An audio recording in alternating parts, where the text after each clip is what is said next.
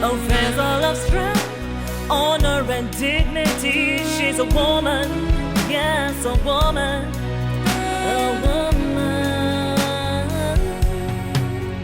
of all seasons.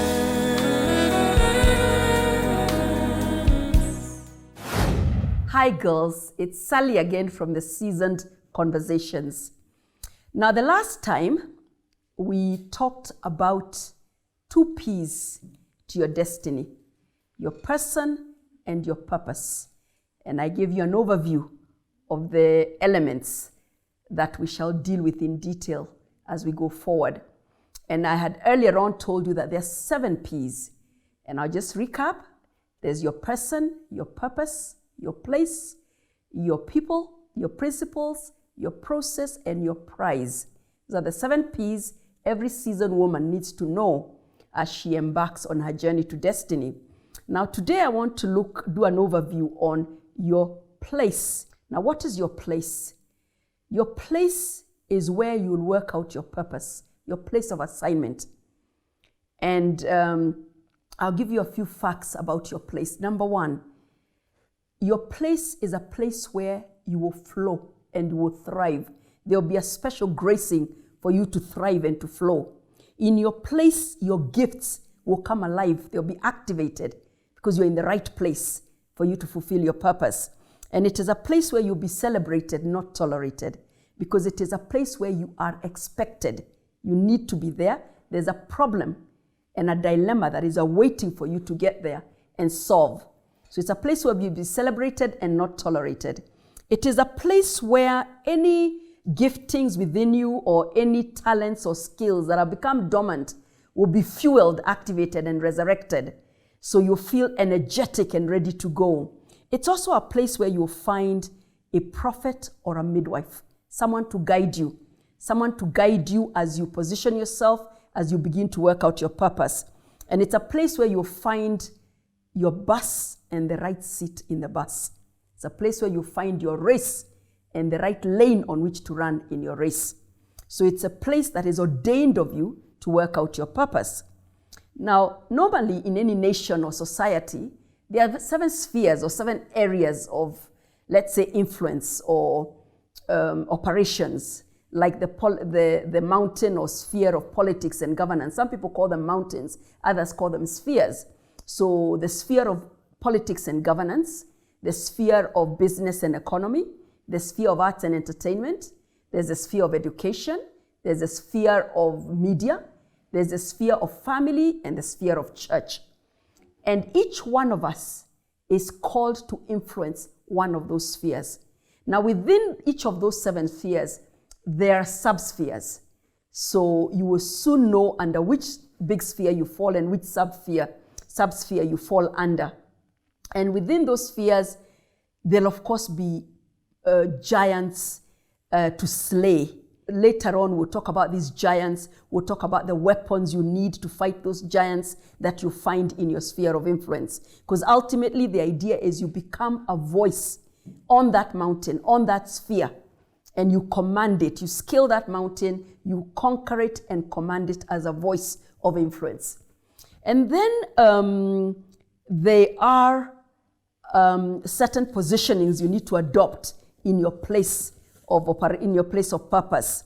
For example, you will find that you need to adopt a certain mindset because you haven't been there before. You arrive at your place, you belong there, and there will be a mindset you will need to adopt to align with what you need to do there. And we'll talk about that in a later episode. You need to not compromise because you'll find a culture and a protocol. And you need to discern what to align with and what not to align with, lest you defile yourself. Just like Daniel and the young men, when they got to the king's palace, they were very careful not to eat the king's meat because it would have defiled their faith. So you need to be careful about that. There is also a possessing and an owning. When you get to your place, and as I said earlier, you belong there. So you're not a visitor. You belong to the place. You need to take authority, possess the place, and you sit at the table. As Sheryl Sandberg says in her book, Leaning In, You have to sit at the table. Don't sit on the sides or at the back. You're there, you belong there, and you need to be active there and create and be an influence in that place. You need to sharpen your skills constantly at your place of assignment, because there'll be new demands and new requirements.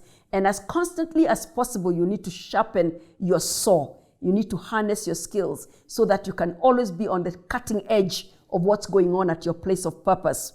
And the other thing about your place is to guard your heart, guard your sanctuary. You will find all kinds of giants there, all kinds of people, all kinds of politics and games and manipulations, and you will need to guard your heart. You need to be careful about that so that you don't get sucked in and swallowed up and fail to fulfill your purpose in that place. Now, in your place, inevitably, you will need to negotiate. You need to master the art of negotiation. I'll give you a few tips as an overview, but we'll look at them later on in detail. And for example, I always say, whatever purpose for which you're doing the negotiation, it needs to be purpose-driven, not power-driven. You can be a very powerful woman, but you don't need to be aggressive.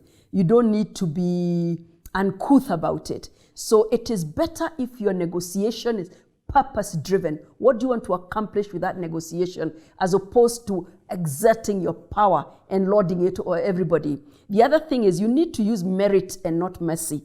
You need to go there and say, I am negotiating on this point based on the merit of the issues at hand, not because I need you to feel sorry for me.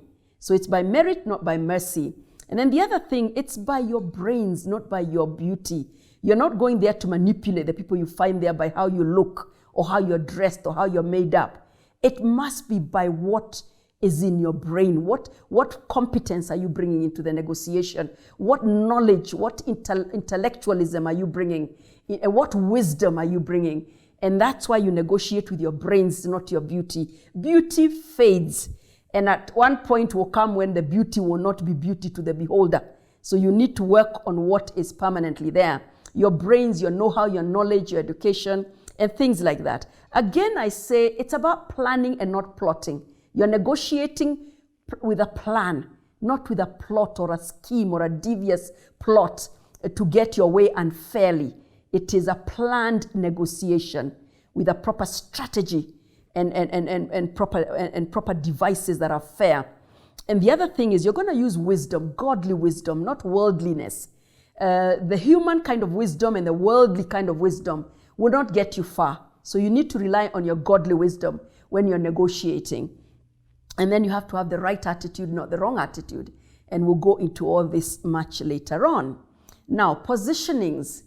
You need to discern how to be positioned emotionally. And the first thing is to be intelligent. EQ, emotionally intelligent, as you position yourself in your place. Self-awareness, people awareness, social awareness, and all that. And then when it comes to mental, I said it earlier, the right mindset. You need to constantly check your mindset. Is it guided in the right direction? Is it healthy? Is it pure? Is it accomplishing for you what you want to accomplish? And then socially, the kind of networks you're going to develop at your place, you need to have healthy networks. You need to discern what value are you bringing into those social networks? What value are they bringing into you? As I said, you're not called to hook up with everybody at your place. There are those who will not be relevant to what you're doing at that place. Spiritually, what is your faith? What are your beliefs? You need to stand on what you believe and not be easily swayed and controlled to believe other things you do not believe. So you need to stand strong and firm in your faith when you're at your place of assignment. You need to be physically positioned, because you cannot work out your purpose in a place where you're not physically present. You need to be present. Be there, be available, be accessible, be physically positioned at your place, because it's important that you're visibly and physically there to do what you need to do. Intellectually, understand the skills of the industry. What do you need to understand about the industry? What do you need to sharpen? What do you need to learn? What books do you need to learn? All these are important about your place. So when you locate your place, be aware of those things. And of course, as I said, there are enemies at your place.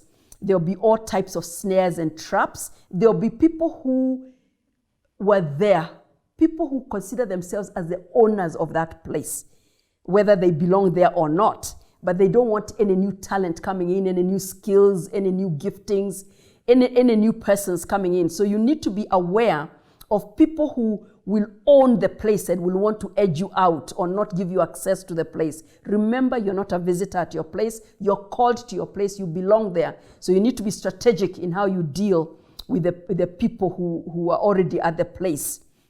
And the culture. Every place has a culture. It has a protocol. Learn the culture. Understand it. Know which culture aligns with your beliefs, which doesn't, so that you don't compromise. Learn the protocols of the place so that you align yourself accordingly. Avoid cliques at your place of assignment. Cliques are dangerous. Cliques come to cut out everybody else, and they come to control and manipulate. So you need to be careful not to be part of a clique, or not to be swamped in or swallowed into a clique. You're there to do what you've come there to do. Manage your relationships at your place and finish what God has called you to do in that place. Be careful of the comfort zone syndrome. This is where you reach your place, you settle down, you forget why you are there. Esther almost forgot why she had been positioned at the palace. Her uncle Mordecai had to remind her that you are in that place for such a time as this and for a purpose. You're not there just to be pretty and look nice as a queen. There's a reason you're where you are. Don't get comfortable and forget why you're there. And that's how you overcome the comfort zone syndrome.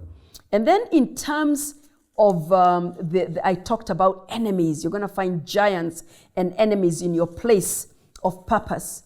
These are those that want to fight you. They want to hinder you. They want to sabotage you, to derail you, to distract you.